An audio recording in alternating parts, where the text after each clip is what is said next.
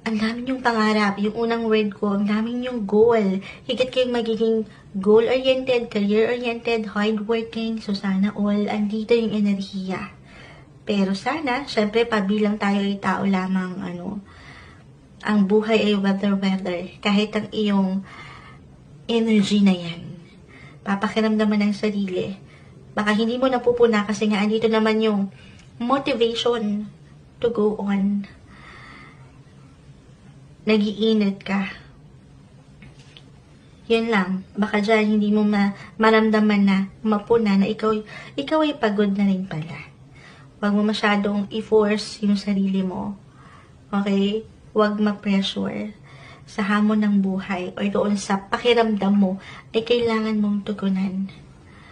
Take everything one step at a time, Gemini. And keep your health strong.